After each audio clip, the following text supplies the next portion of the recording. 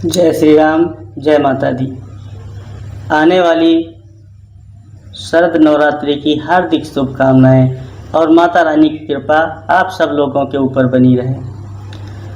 प्रिय दर्शकों, बहुत से लोगों ने हमसे सवाल किया कि नवरात्रि पूजन सामग्री कब लाना चाहिए। यानी पितृपक्ष चल रहे हैं तो पितृपक्ष में नवरात्रि की पूजन सामग्री, माता रानी के वस्त्र आभूषण आदि पितृपक्ष में लाना चाहिए या नवरात्र में ही लाना चाहिए। तो देखिए, ये पितृपक्ष चल रहे हैं और पितृपक्ष का समय कोई खराब समय नहीं होता है। जिस प्रकार से नवरात्रि का समय होता है, माता रानी का समय है, उसी तरह से ये हमारे पितरों का विशेष समय चल रहा है। और पितृपक्ष में अपने पितरों की ज़्यादा से ज़्यादा सेवा करनी चाहिए, दान करना चाहिए। ऐसा करने से हमारे पितृ प्रसन्न होते हैं और पितरों की कृपा हमारे ऊपर बनी रहती है। इसलिए पितरों को प्रसन्न करके रखना चाहिए। नवरात्रि आने वाली 22 तारीख से यानी सोमवार से प्रारंभ हो रही है। तो आप अगर नवरात्रि के लिए पूजन सामग्री या माता रानी के वस्त्र आभूषण आदि जो कुछ भी लाना चाहते हैं तो आप किसी भी समय में ला सकते हैं, पितृपक्ष में भी ला सकते हैं। क्योंकि मान लीजिए अगर आप अभी से पूजन सामग्री या माता रानी के वस्त्र आदि नहीं लाते हैं, 22 तारीख से नवरात्र प्रारंभ हो रहे हैं, 21 तारीख तक जन है, और अगर आप समय से सामग्री नहीं लाएंगे और मान लीजिए आप 22 तारीख को जाते हैं सामग्री लाने के लिए, मार्केट में भीड़ है या कोई समस्या पड़ जाती है और अगर आप सामान नहीं ला पाते हैं तो आप कलश स्थापन कैसे करेंगे, पूजन कैसे प्रारंभ करेंगे। इसलिए मेरा तो यही मानना है, यही कहना है कि सब लोग कभी भी आप नवरात्रि के लिए सामग्री ला सकते हैं। आप लोगों के द्वारा पूछे जाने वाले और बहुत सारे सवाल रहते हैं, तो जिसमें बहुत माताओं बहनों ने पूछा कि इस बार व्रत उठा सकते हैं कि नहीं उठा सकते हैं और व्रत कौन उठा सकता है। तो देखिए, ये माता रानी सबकी हैं और ये व्रत हर कोई रख सकता है, चाहे माताएं हों या कन्याएं हों, बाल वृद्ध सब लोग इस व्रत को धारण कर सकते हैं। सुहागवती माताएं या जो भी रखना चाहे इस व्रत को सब लोग धारण कर सकते हैं, सब लोग इस व्रत को रख सकते हैं।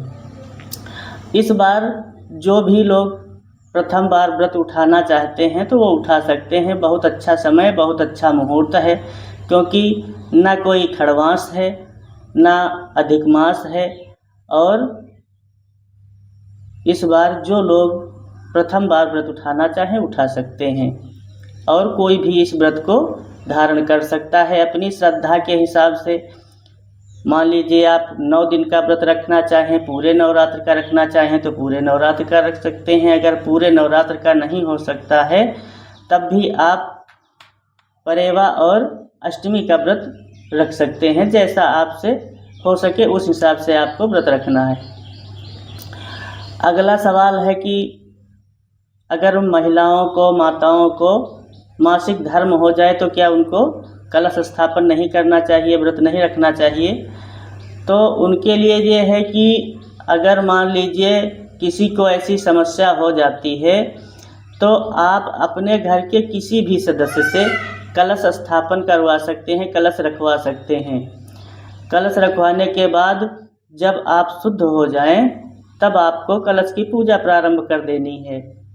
और मान लीजिए आपने कलश स्थापन किया है, पूजन कर रही हैं, व्रत रखे हैं और बीच में अगर ऐसी समस्या आ जाती है तब भी आपको व्रत छोड़ना नहीं है। आपको घर के किसी भी सदस्य से, चाहे बेटा बेटी या घर का कोई भी सदस्य हो, वो कलश की पूजा कर सकता है। मान लीजिए आप ज़्यादा पूजन में समय लगाते हैं, माता रानी का पाठ करते हैं, दुर्गा सप्तशती का पाठ करते हैं, जप करते हैं, विशेष पूजा करती हैं। घर का और कोई सदस्य अगर इतनी देर पूजन नहीं कर सकता है तो कम से कम माता रानी की पूजा करें, कलश को स्नान आदि करा करके धूप दीप और भोग लगा करके पूजन कर दे, और उसके बाद जब आप पुनः शुद्ध हो जाएं तो अपने कलश की पूजन को प्रारंभ कर सकते हैं। इस प्रकार से आपको पूजन करना है। और बहुत से लोग पूछते हैं कि पुरुषों को अपना दाढ़ी बाल कब कटवाना है, कब कटवा सकते हैं, क्योंकि पितृपक्ष चल रहे हैं और उसके बाद 22 तारीख से नवरात्र प्रारंभ हो रहे हैं।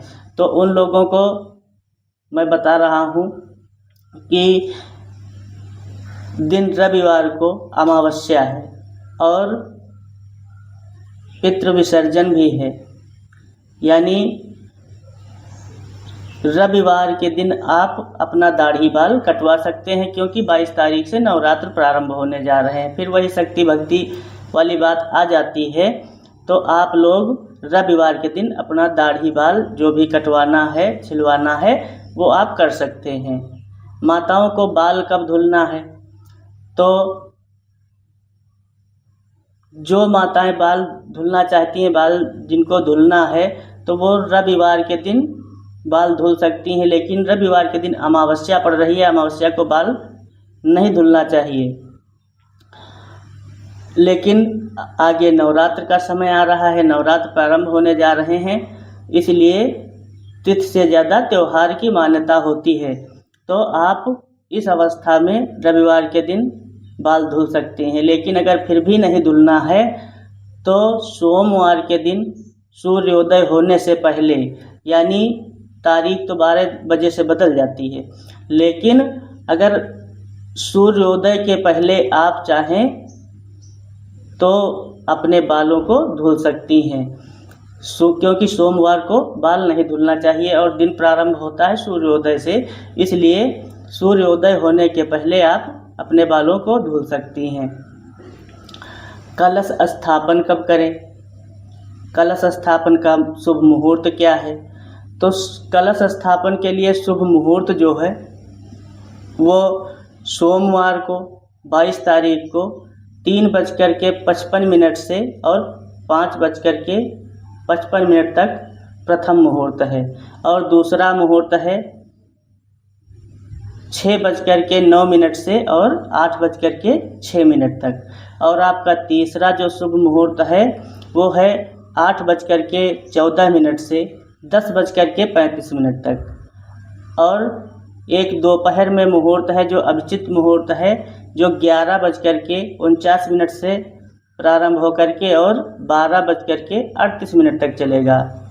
लेकिन मान लीजिए आप अगर इन मुहूर्तों में कलश स्थापन नहीं कर पाते हैं तो आप पूरे दिन में किसी भी समय कलश स्थापन कर सकते हैं, क्योंकि ये माता रानी के दिन है, माता रानी का समय है। इसमें आपको कोई मुहूर्त नहीं देखना है, कोई भी समय नहीं देखना है, आपको जब समय मिल जाए आप कलश स्थापन कर सकते हैं। क्योंकि मान लीजिए आप पंडित जी को बुलाए हैं और पंडित जी को आने में थोड़ा विलंब हो जाए, तो जब भी पंडित जी आपके यहाँ पहुँच जाएं वही शुभ मुहूर्त है और उसी शुभ मुहूर्त में कलश स्थापन करवा देना है, या आप कलश स्थापना स्वयं कर सकते हैं।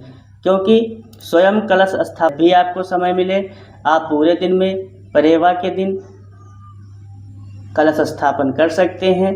जब भी आपको टाइम मिले आप कलश स्थापन कर लें। अगर जानकारी आप लोगों को अच्छी लगी तो हमारे इस वीडियो को लाइक और शेयर ज़रूर करें। जय माता दी, जय श्री राम।